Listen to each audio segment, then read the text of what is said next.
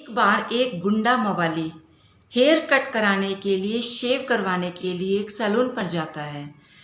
जाकर बोलता है कि मुझे अपनी शेव करवानी है। अगर मुझे अपनी शेव पसंद आई तो मैं तुम्हें 10,000 का इनाम दूंगा, लेकिन अगर गलती से भी तुमसे मेरी बॉडी पर कोई भी कट लग गया तो मैं उसी पल, उसी सेकंड तुम्हारी गर्दन उड़ा दूंगा। अब सैलून वाला डर गया। उसने डर के कारण मना कर दिया कि सॉरी सर, मैं आपका हेयर कट, आपकी शेव नहीं कर पाऊंगा। अब वो मवाली वहाँ से चला जाता है।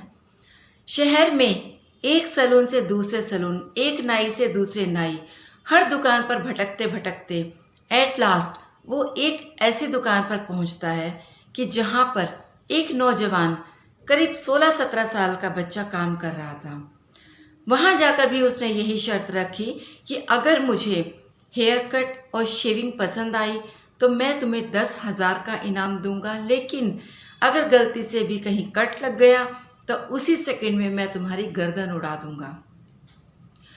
ये बात सुनने के बाद भी वो बच्चा बड़ी खुशी से हाँ बोल देता है कि ओके सर, आइए, आपका हेयर कट, आपकी शेव मैं करूँगा, आप बैठिए। ये बात सुनकर वो मवाली बड़ा खुश हो जाता है और वहाँ आकर बैठ जाता है। वो बच्चा भी बड़े एक्सपर्टनेस के साथ बहुत अच्छे से उसकी शेविंग करता है, उसका हेयर कट करता है। जब वो काम ख़त्म हो जाता है तो वो मवाली अपना हेयर कट देखता है।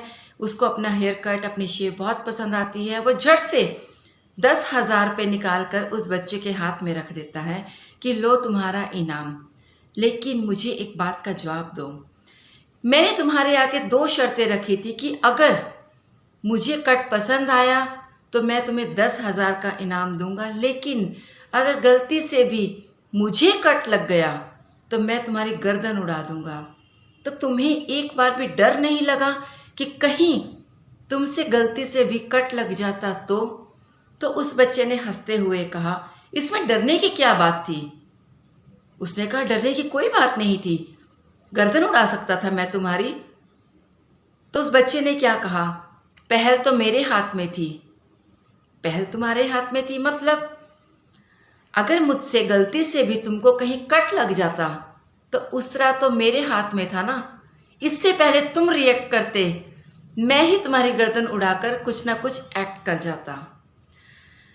दोस्तों, इस बात से उस मवाली के तोते उड़ गए, उसके होश उड़ गए, वो पसीने से लथपथ हो गया। उस दिन उसको पहली बार ये एहसास हुआ कि ये बच्चा जिंदगी में बहुत कुछ कर सकता है, बहुत आगे जा सकता है, क्योंकि इस बच्चे ने अपने डर को जीत लिया है। डर के आगे ही जीत है। जिंदगी में हमें बहुत सारे चैलेंजेस को फेस करना पड़ेगा, लेकिन अगर हम डर के कारण उन चैलेंजेस को एक्सेप्ट करने से पहले ही रुक जाएंगे तो ज़िंदगी में शायद कहीं कुछ कर ही नहीं पाएंगे। हर चैलेंज को एक्सेप्ट करो, आगे बढ़ो, क्योंकि डर के आगे ही जीत है।